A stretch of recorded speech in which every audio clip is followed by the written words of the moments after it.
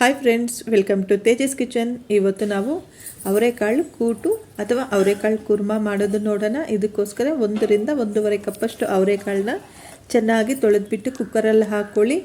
1 ಗ್ಲಾಸಷ್ಟು ನೀರು ಹಾಕ್ಕೊಳ್ಳಿ, ಸ್ವಲ್ಪ ಉಪ್ಪು ಮತ್ತು ಒಂಚೂರು ಅರಿಶಿಣದ ಪುಡಿ ಹಾಕಿಬಿಟ್ಟು 1-2 ವಿಜಿಲ್ ಕೂಗಿಸ್ಕೊಳ್ಳೋಣ. ಇದು ವಿಜಿಲ್ ಬರೋಷ್ಟರಲ್ಲಿ ನಾವು ಇವಾಗ ಮಸಾಲೆ ರುಬ್ಕೊಳ್ಳೋಣ.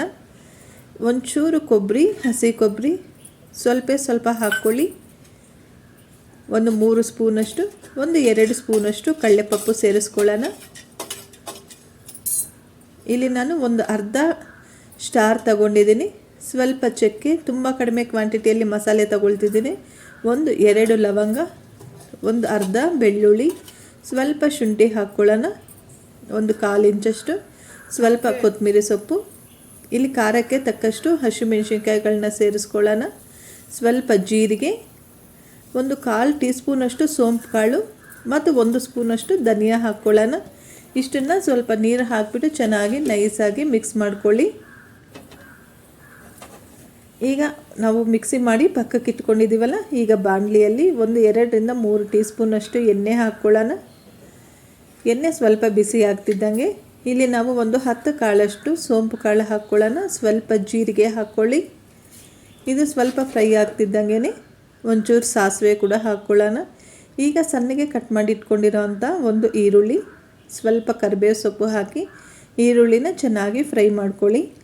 ಈರುಳ್ಳಿ ಸ್ವಲ್ಪ ಚೆನ್ನಾಗಿ ಫ್ರೈ ಆಗ್ತಿದ್ದಂಗೆ ಇಲ್ಲಿ ಟೊಮೆಟೊ ಕಟ್ ಮಾಡ್ಕೊಳ್ಳೋಣ. 1 ಟೊಮೆಟೊ ಸೇರಿಸ್ಕೊಳ್ಳೋಣ. ದೊಡ್ಡದು 1 ಟೊಮೆಟೊ ಹಾಕಿದ್ದೀನಿ ಫ್ರೆಂಡ್ಸ್ ನಾನು. ನೀವು ಚಿಕ್ಕದಾದರೆ 1-2 ಹಾಕ್ಕೊಳ್ಳಿ. ಈರುಳ್ಳಿ ಚೆನ್ನಾಗಿ ಕೆಂಪಗಾಗ್ತಿದೆ. ಟೊಮೆಟೊ ಪೂರ್ತಿಯಾಗಿ ತುಂಬ ನುಣ್ಣಗೆ ಹಾಕೋ ಅವಶ್ಯಕತೆ ಇಲ್ಲ, ಸ್ವಲ್ಪ ಬೆಂದರೆ ಸಾಕು. ಮುಚ್ಚಳ ಹಾಕಿಬಿಟ್ಟು 1-2 ರಿಂದ 3 ನಿಮಿಷ ಬೇಯಿಸ್ಕೊಳ್ಳೋಣ.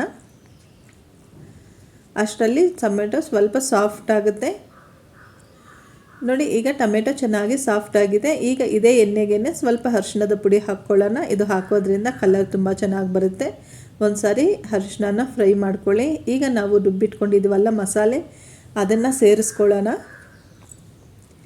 ಮಸಾಲೆ ಹಾಕಿಬಿಟ್ಟು ಚೆನ್ನಾಗಿ ಮಿಕ್ಸ್ ಮಾಡಿಕೊಂಡು ಫ್ರೈ ಮಾಡ್ಕೋಬೇಕು. ಈ ಮಸಾಲೆಯಲ್ಲಿರೋ ಹಸಿ ವಾಸನೆ ಹೋಗಬೇಕು.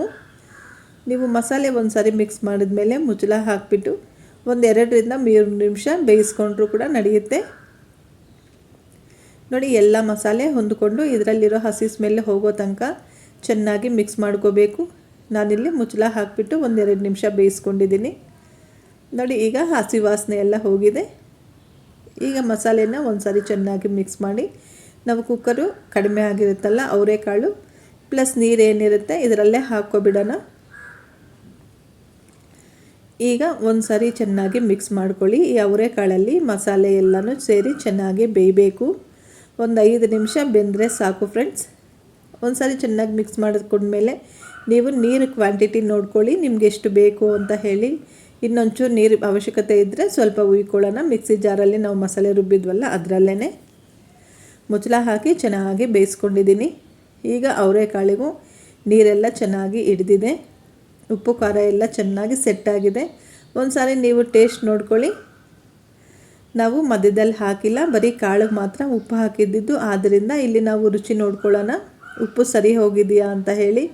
ಕಡಿಮೆ ಇದ್ದರೆ ಸ್ವಲ್ಪ ಉಪ್ಪು ಸೇರಿಸ್ಕೊಳ್ಳೋಣ.